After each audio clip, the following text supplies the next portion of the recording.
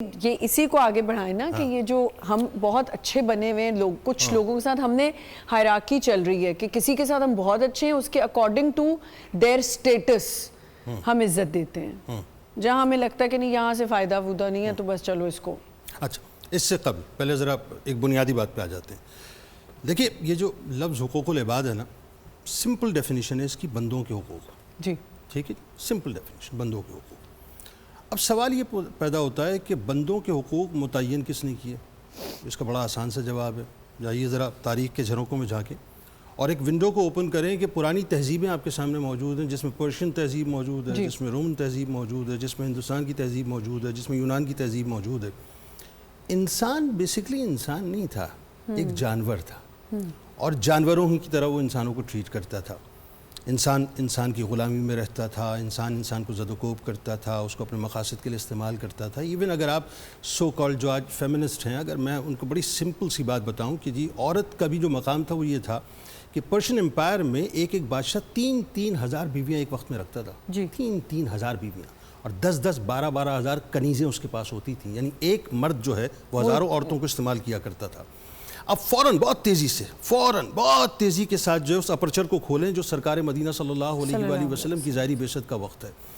سرور دو جہاں صلی اللہ علیہ وآلہ وسلم جب تشریف لاتے ہیں تو انہوں نے آ کے صحیح معنوں میں انسانوں کو انسانیت کا انٹروڈکشن دیا اور یہ بتلایا کہ حقوق العباد بنیادی طور پہ ہوتے کیا ہیں۔ اس سے پہلے تو ظاہر ہے کوئی جانتا ہی نہیں تھا نا، یعنی عورت جو ہے وہ ایک پروڈکٹ کی طرح سیل ہوتی تھی، پروڈکٹ کی طرح استعمال کی جاتی تھی، اور پروڈکٹ ہی کی طرح جو ہے وہ کسی کے سپرد کر دی جاتی تھی۔ یعنی عالم یہ ہوتا تھا کہ عورت جو ہے ورثے میں تقسیم ہو جایا کرتی تھی، یہ عالم ٹھیک ہے۔ اور بڑا زبان زد عام یہ جملہ ہے کہ جی بیٹیوں کو جو ہے زندہ پیدا ہوتے ہی درگور کر دیا جاتا تھا۔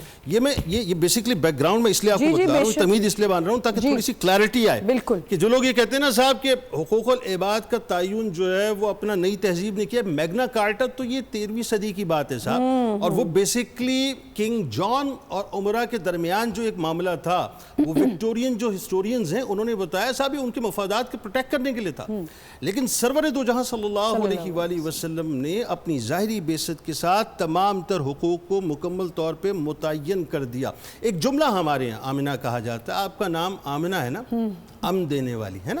اچھا اب بات یہ، میرے سرکار اس کائنات کے سب سے بڑے امین ہیں اور اس کائنات میں سب سے بڑے امن دینے والے ہیں، یعنی امن جو ہے وہ انہی کے یوں سمجھ لیجئے کہ قدموں کی خیرات ہے بنیادی طور پہ۔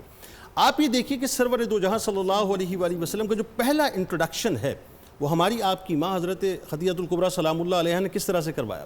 جس وقت سرکار غار حرا سے پہلی وحی لے کے تشریف لاتے ہیں تو کم و بیش اس کے جملے اس کا کرکس میں بتلا رہا ہوں آپ کو کہ سرکار علیہ السلام کو ڈھارس دیتے ہوئے ایک زوجہ، امت کی پہلی ماں، اپنے سرتاج کو یہ ڈھارس دے رہی ہیں کہ آپ کو اللہ تعالیٰ جو ہے بے یار و مددگار نہیں چھوڑے گا۔ کیوں؟